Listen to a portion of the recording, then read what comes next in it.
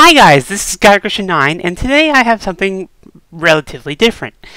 You see, after I put up my super important announcement video, I basically told all of you that I had finally scheduled my long-awaited sexual reassignment surgery. And while I did get a lot of support, I also got a handful of people wondering, what the fuck is a sexual reassignment surgery? I imagine this is probably something I better explain more, since at the very least I owe that to you guys for asking for donations for it. So during this video I will go over what I personally know about the SRS surgery, like what's involved prior to and during the surgery. Now please note, I am not an expert on this, or really anything that I talk about in this video. I'm just stating what I know and information available on various websites, as well as some info from the surgeon doing my procedure. Now, after some thought about how to do this video, I'm going to go ahead and split the video into 3 parts, all in one video of course. The first part will basically describe the foreground about the procedure, like what it takes to get to the point of the surgery and other general and pertinent information. The second part, which will likely be the shortest, will provide a basic rudimentary explanation of what happens during the surgery. It won't be a completely accurate explanation of what happens, but it should leave you with the general idea. The final part, though, will provide a more detailed explanation of the surgery, including a lot of the more nuanced and gory details.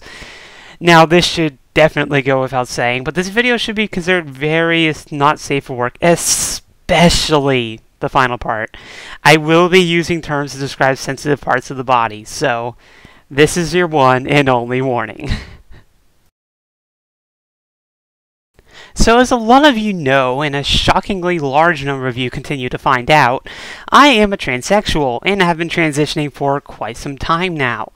As some of you can guess, transitioning has a lot of things to it, but a quick way to explain the progression of transition is to divide it into essentially 3 phases. The first phase is the therapy phase, where a person goes to a gender therapist to be evaluated to see if they can start hormones. This process takes usually about 3-4 months and involves a psychological evaluation towards the end. Once vetted, a person goes to a doctor prescribed by the therapist, like an endocrinologist or an OBGYN, to be prescribed hormones. This can be considered the second phase, the hormone phase, or the hormone replacement therapy. This is where a lot of the more subtle physical changes occur. For example, female to males have their voices drop and grow more body hair, while male to females start developing breasts and softer skin.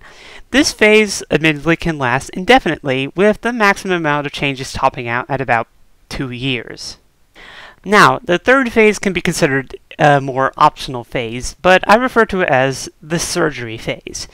Usually after a person spends enough time on hormones and decides their body needs further alterations that hormones can't accomplish, they then consider surgery.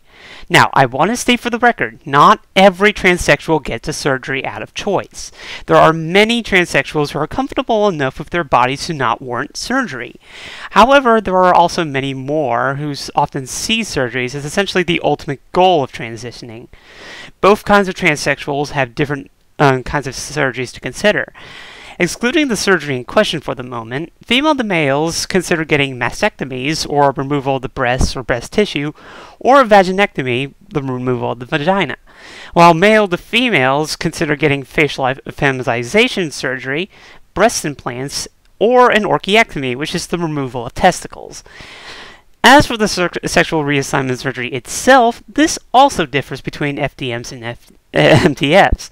FDMs would deal with typically a phalloplasty or metidioplasty, which is essentially the creation of a penis, while MTFs will get a vaginoplasty, or the creation of a vagina.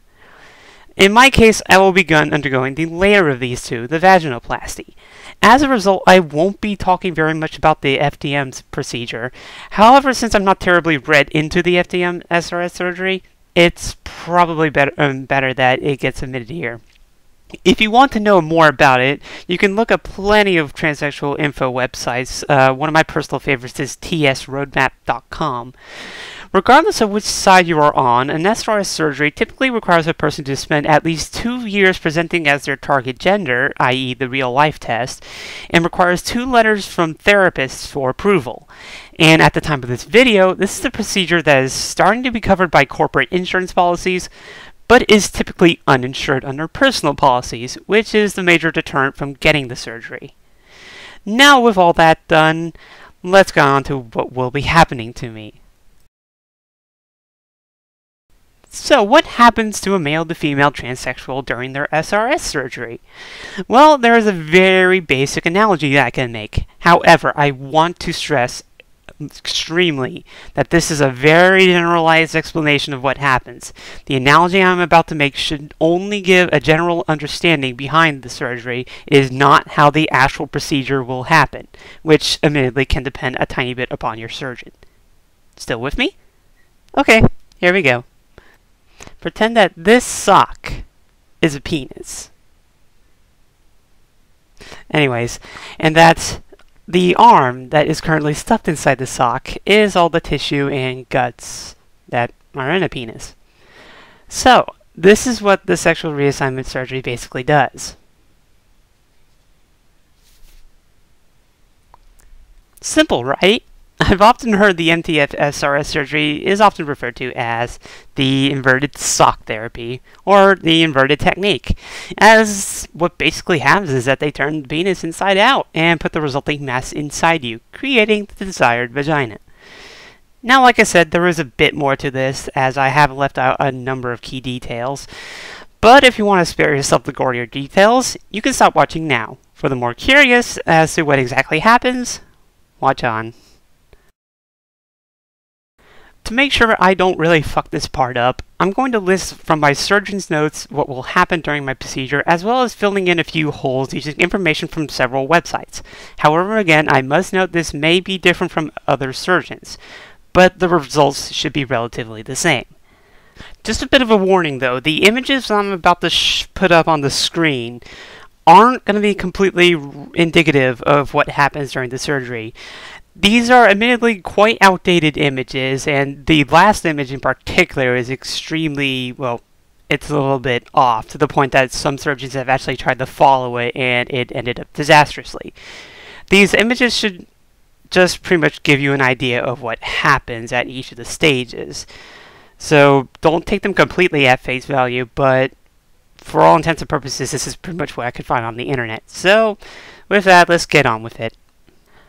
So then, for starters, the scrotum is cut open. The common example I found on the internet cuts it horizontally along the base of the penis, while cuts extend around the border of the scrotum. In case you don't know this term, it's referring to the ball sack. With the scrotum contents exposed, the testicles are removed from the body, as well as the spermatic cords connecting them to the penis. If a male to female was getting an orchiectomy, it would end about here, but this is why it's often called the poor man's sexual reassignment surgery. At this point, the initial cut is continued up the underside of the penis. The skin of the penis is then separated from the actual shaft, which will ultimately shape into the analog of a genetic female's labia, or the vaginal lips. With the shaft of the penis now separate from the skin, but still connected to the body, surgeons then cut open the shaft along the underside again. From this, surgeons extract the urethra, the tube that urine or pee passes through. However, they do cut the urethra to a length analogous to a female. Surgeons then eventually excise the shaft of the penis after severing and sealing the corpus cavernosum, the tissue that fills the penis with blood, i.e. getting an erection, which includes most of the head of the penis. However, they do cut off a suitable portion of the head, as well as preserve the nerves connecting to this piece of tissue. This reduced head of the penis ultimately becomes the new clitoris, but that part will be explained shortly. With the urethra shortened and the majority of the guts of the penis removed, the surgeon then cuts through the perineal tendon, which is right above where the testicles used to sit, and, brace yourselves, separate the bladder from the rectum, creating a gap between the two structures. Typically, these are held together by, connecting tissue, something like that, so it's not as gory as some of you are probably thinking it is right now. The aforementioned skin tissue, as well as portions of the scrotum skin, are then inverted into the newly made gap between the bladder and the rectum and sutured together, which ultimately form the neovagina. The reduced head of the penis is positioned at an anatomically correct position for a woman to operate as the clitoris, while the urethra is supposedly wrapped around the clitoris and opens up just underneath it, again in an anatomically correct position. Both of these together make the new clitoral hood, which provides lubrication and protection to the clitoris.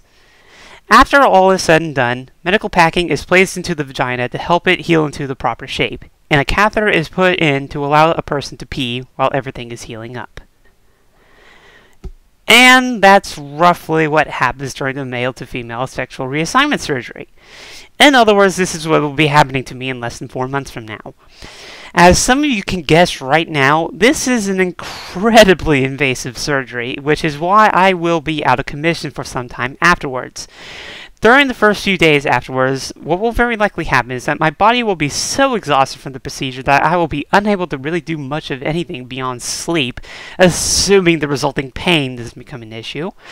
And this is also why a person undergoing this is recommended to rest, or at least not physically work, for 6 weeks to allow everything to heal up and for the person to recover their strength.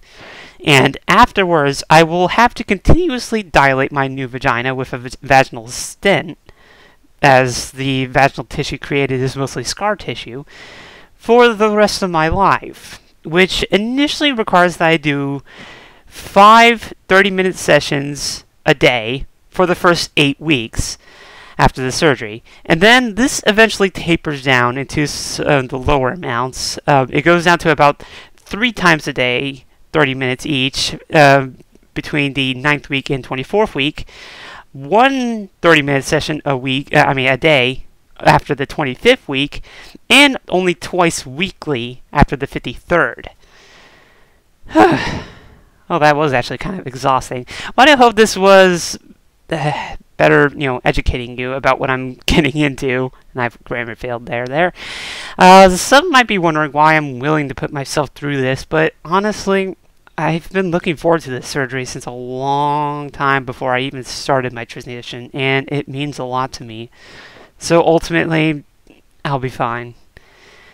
So this is Garakrishna9. Again, I hope this video was helpful. If you have any further or more specific questions, or if I really screwed up one particular or 2 details, I can address them in either the comments or through a personal message. But if not, I'll see you all later.